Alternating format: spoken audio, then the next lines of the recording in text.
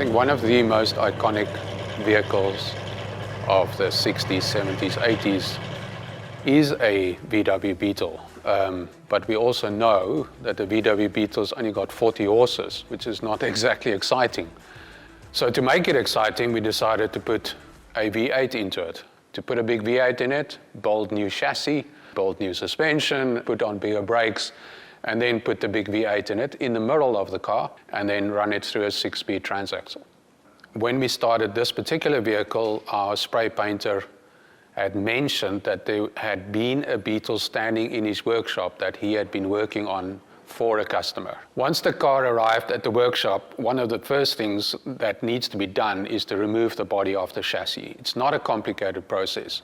If you can imagine on the Beetle where the back seat goes and all that petrol tank where the engine went at the back, all that gets cut out, so that we're only left with almost the silhouette of the shell plus the 4 fenders. So there's quite a lot of prepping work that's done by us before the body goes back to Quibus, the spray painter, and then he starts with all his work.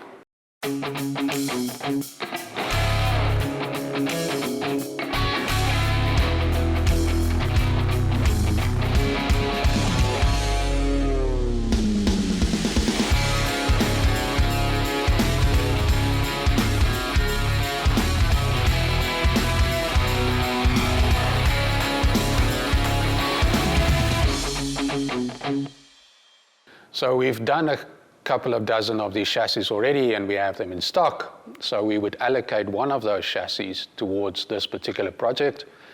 And then from our stores department, we would then start allocating the suspension and all the mechanical bits that would go onto the chassis. At the same time, while all that is happening, we need to source an engine.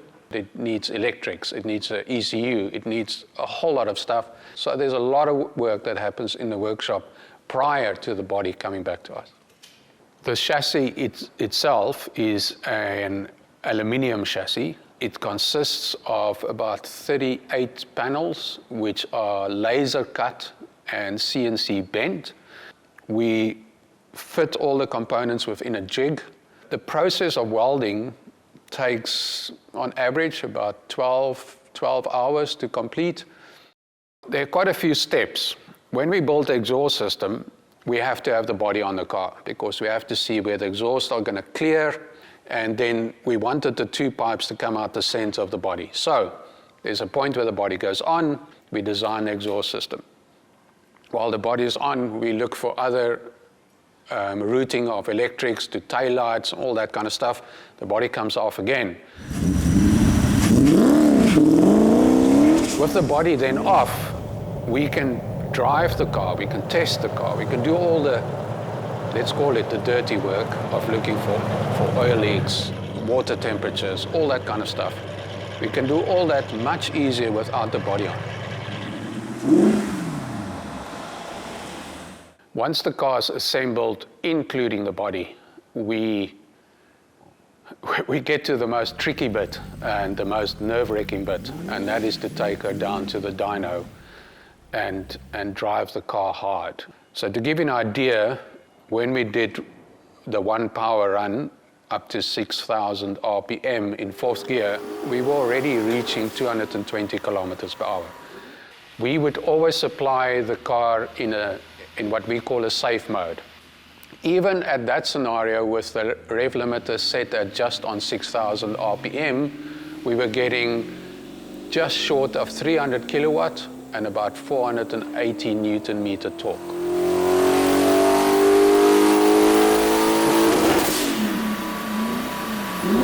Once we're back from the dyno, we start the final assembly.